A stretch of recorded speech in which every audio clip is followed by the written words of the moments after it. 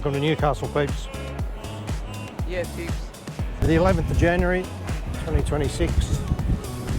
So we're going to try and show as much of Newcastle as we can, which won't even scratch the surface. These are our digs, Ridges, Newcastle, right on the water.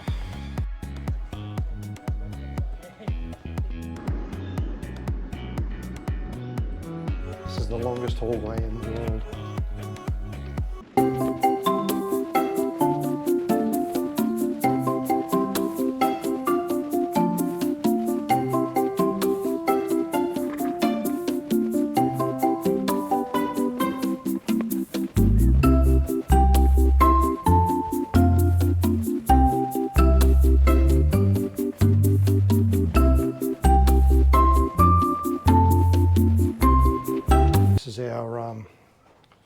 This is our room at Ridges, Newcastle. The only sook that I've got at this stage, after being here for 2 nights, the ship's captains honked the horns of the ship at 3 o'clock in the morning, 4 o'clock in the morning.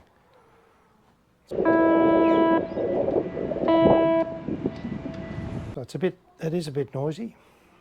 Then the helicopter will take off.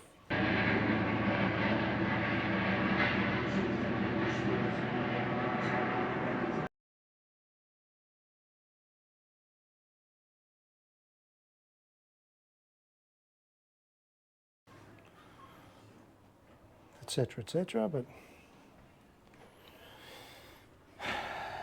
you get used to it, really.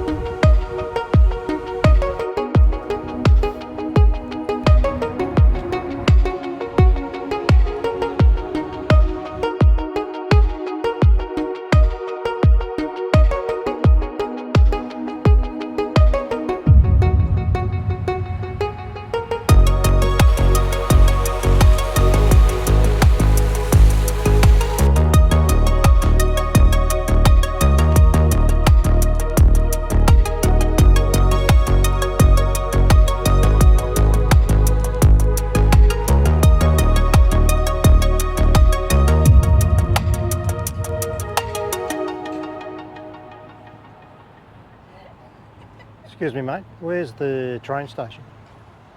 The station.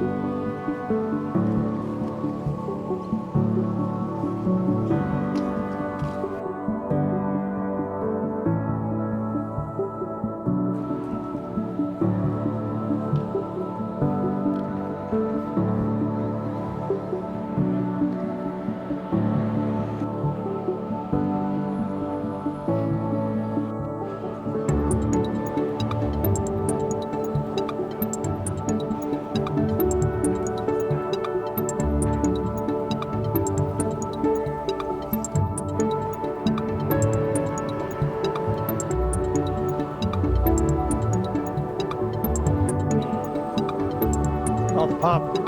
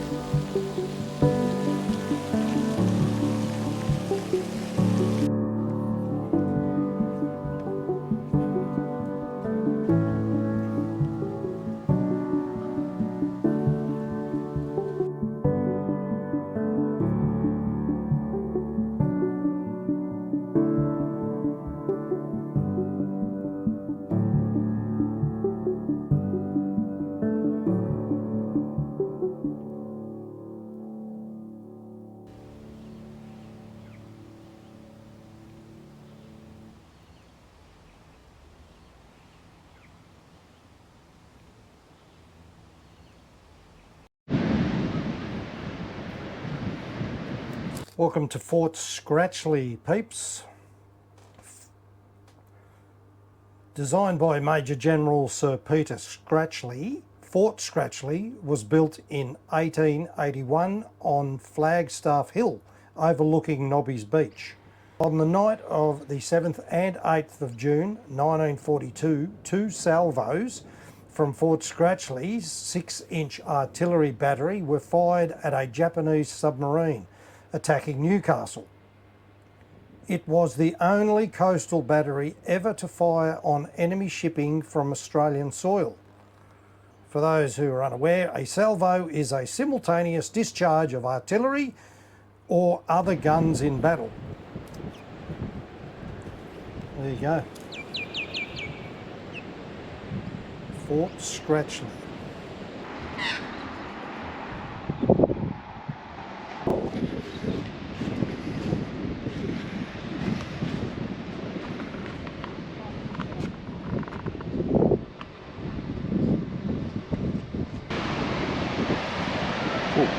Look out.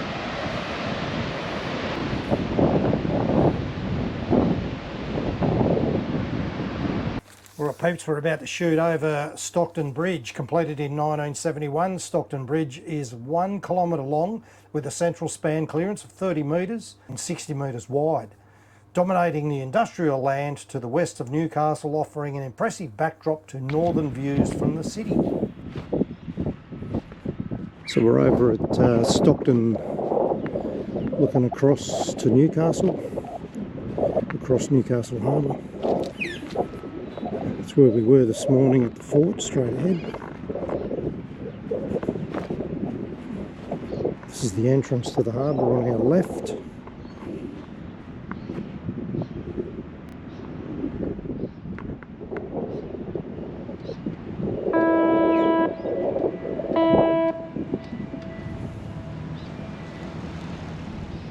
Did you know Newcastle is the world's largest coal port?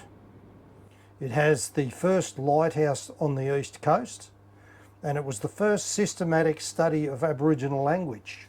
It was conducted in Newcastle. There you go.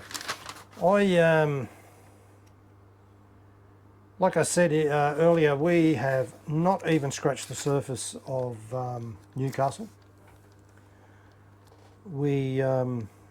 Things that we didn't even get to see, things like the obelisk on Shepherd's Hill, the Castlemaine Brewery, which is now the Newcastle Regional Museum, the Coal Monument at Parnell Place, the Rotunda in Kings Edward Park, the Fletcher's Memorial. He was a coal miner, mine owner and a politician.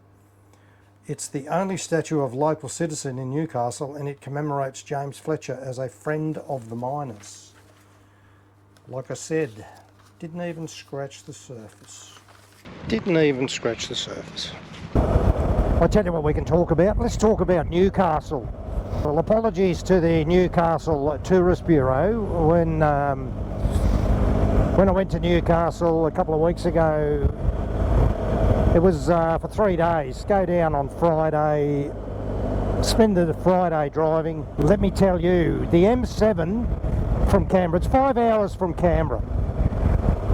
The M7 has, it's 2 lanes, almost 3 now, all the way. So it's a sensational trip from Canberra. I kid you not, when you go from Canberra to the airport in Sydney, from my place, you go through 3 sets of lights. Isn't that extraordinary? Well, Newcastle's almost the same. So it's a 5-hour drive. The intention, well, I try not to lock things in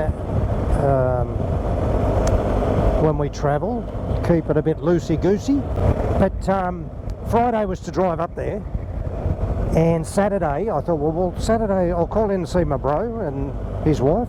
They live up there near Lake Macquarie, and we'll catch up with them, and then we'll go do some filming. And lo and behold, bro and his wife said, hey, on Saturday we're taking the jet skis out on Lake Macquarie. Do you guys want to come? Well, let me tell you, peeps, a jet ski to me is the greatest machine ever made. It's this motorcycle on water, as you know. Oh, we're heading to, before I continue, peeps, just take in this scenery here, will you? We're now approaching the Murrumbidgee River. Yass is on our right. This is the Yass Valley. Down there is the river. This is some of the most scenic road riding in the world. I could be a little bit biased there, but take it all in.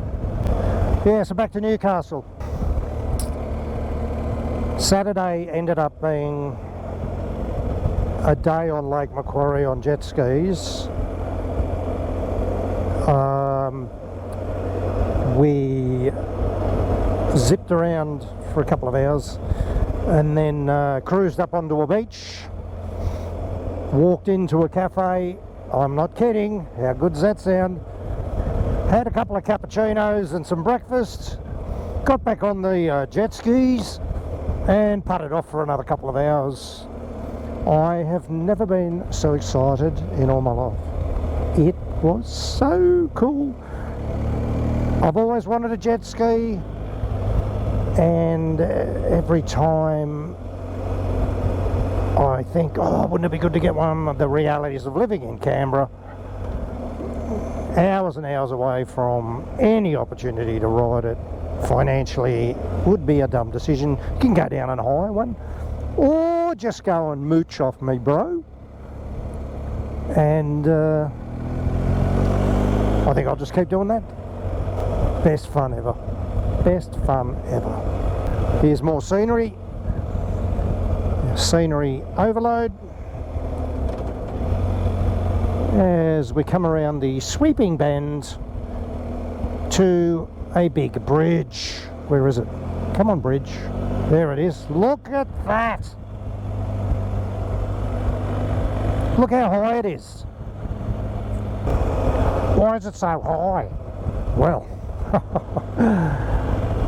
yeah, the Murrumbidgee River, when it decides it's going to flood, it doesn't muck around.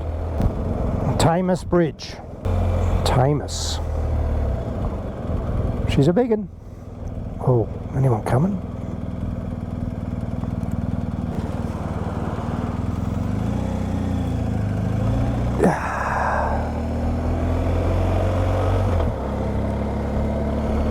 Yeah.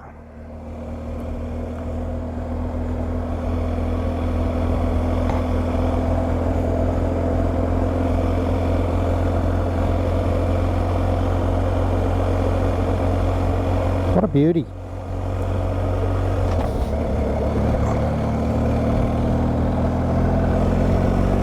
Alright, let's go.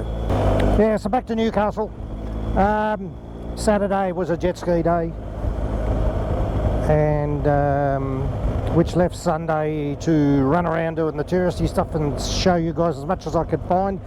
And the weather was a bit horrendous, so that made things even more interesting. Overview of Newcastle. Coffee is sensational. The people were fantastic. Public toilets, well, it wasn't an issue. We had a hotel room. But they were there. They were about when you were walking around. The harbour, get this, it's the biggest coal distribution harbour, is that what it's called? In the world. In the world.